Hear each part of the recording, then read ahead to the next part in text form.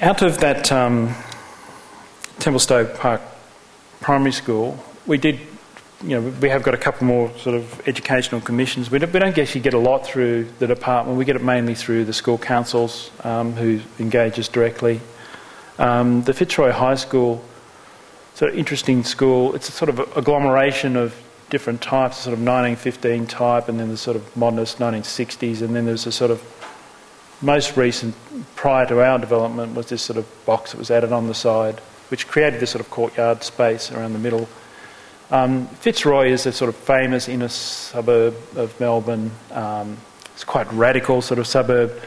This was the last... Bohemian almost. Yeah, almost. Yeah, bohemian. The last school that the Kennett government tried to close down, they went through a whole series of closing down schools and amalgamating Conservative government. Councils. And the teachers sat in for a year in this school and prevented them from... And parents. The parents, yeah, closing it down. And so when the Labor government came in, they were deeply appreciative of it, so they allowed school to reopen and did this refurbishment. And then the idea was in a couple of years' time that they would do a year 11 and 12 facility, which is the project we got. But, I mean, Fitzroy has these great institutional buildings as well. It's quite eclectic.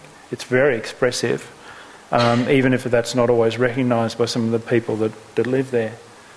And it's quite a radical school in its teaching, the way it teaches, the way it sort of organises its classrooms, the way it teaches in teams and groups, and also its emphasis. Its emphasis is in the arts. So they have sort of 4 pillars of the arts, which they say the school is fundamentally about, and they try and teach a lot of their programs through the arts.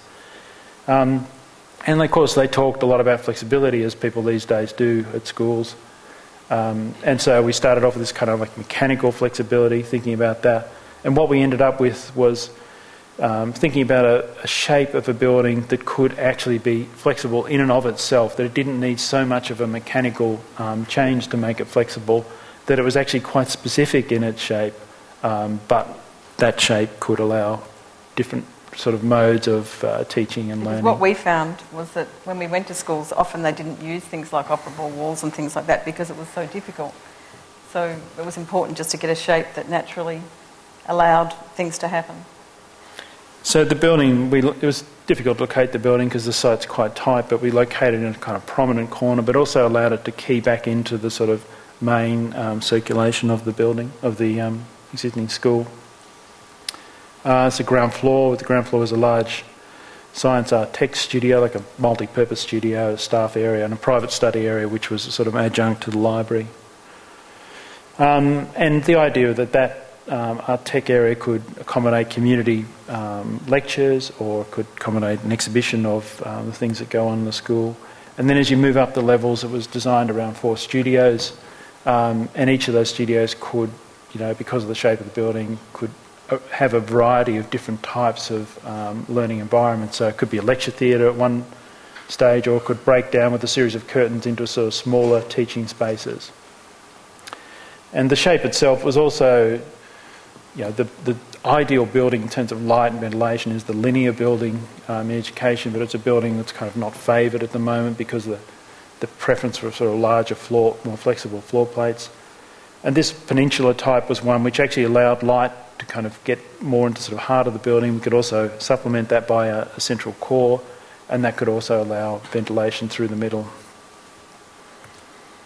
And these are just some of our renderings. But it's very basic space. Again, it's a sort of government budget. This one's going in the Dulux Colour Awards next year. The colours were just used to recode the levels.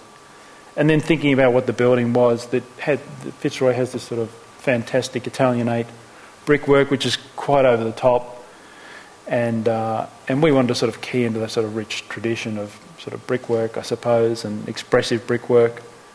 And whenever we had, there was a lot of consultation with the community, so we had a lot of the community saying, "Oh, come on, this is too much for our suburb." But then when you show them photos of what they actually walk past every day, and they're quite vulgar. You don't tell them they're vulgar, but they are. So there are lots of studies about how we might arrange those brickwork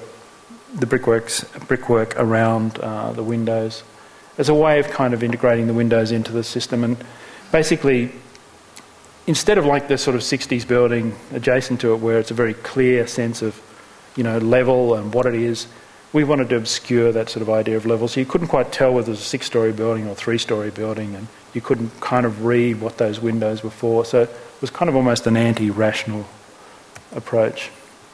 And these are just some construction shots. We haven't got any whiz-bang shots. So almost like that 60s building was kind of unfurled to create this other thing.